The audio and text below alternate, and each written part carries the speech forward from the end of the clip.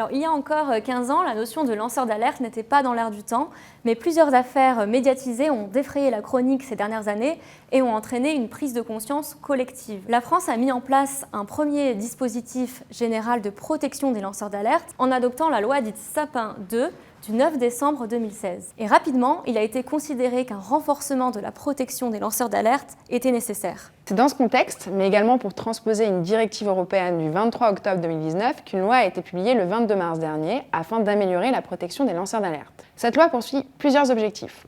Améliorer le statut des lanceurs d'alerte, renforcer leurs droits et leur octroyer un meilleur soutien financier mais aussi psychologique. Évidemment, il appartiendra aux entreprises de s'emparer de ce nouveau dispositif et notamment en adaptant les procédures existantes de recueil et de traitement des signalements. En premier lieu, la loi est venue élargir et clarifier le cadre de la protection des lanceurs d'alerte. La définition du lanceur d'alerte est en effet modifiée. Est désormais reconnue comme lanceur d'alerte la personne physique qui signale ou divulgue des informations sans contrepartie financière directe et de bonne foi. Que faut-il entendre par information ? Eh bien, ce sont celles portant sur un crime, un délit, une menace ou un préjudice pour l'intérêt général, une violation ou une tentative de dissimulation d'une violation, du droit international ou de l'Union européenne, de la loi ou du règlement. Jusqu'ici, le lanceur d'alerte devait agir de manière désintéressée. Ce n'est plus le cas, cette notion qui a été jugée comme ambiguë a été remplacée par celle de l'absence de contrepartie financière. De la même façon, auparavant, le lanceur d'alerte devait avoir personnellement connaissance des faits. Cette condition est supprimée dans le contexte professionnel et désormais, il pourra signaler des faits qui lui ont été simplement rapportés.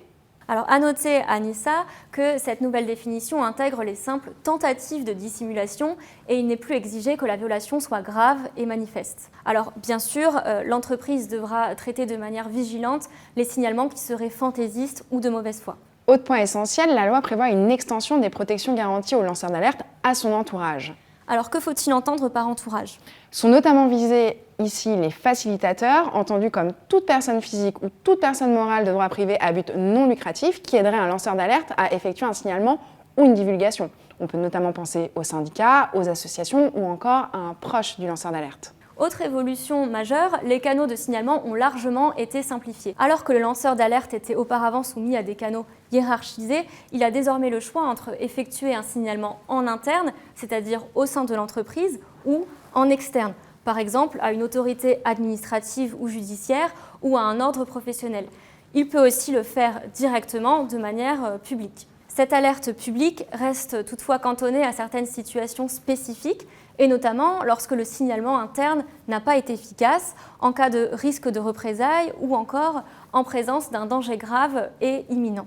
Les entreprises devront s'adapter à ce nouveau dispositif et plus particulièrement en droit du travail. À titre d'exemple, dans les entreprises d'au moins 50 salariés, le règlement intérieur devra obligatoirement mentionner l'existence du dispositif de protection des lanceurs d'alerte et bien entendu, le CSE devra être consulté préalablement pour établir une procédure de recueil et de traitement de signalement. Question très importante, Marie, à partir de quelle date ces nouvelles mesures seront applicables ? Eh bien, ces nouvelles mesures seront applicables à partir du 1er septembre 2022 et les entreprises devront attendre la parution de décrets pour se saisir pleinement de ce dispositif.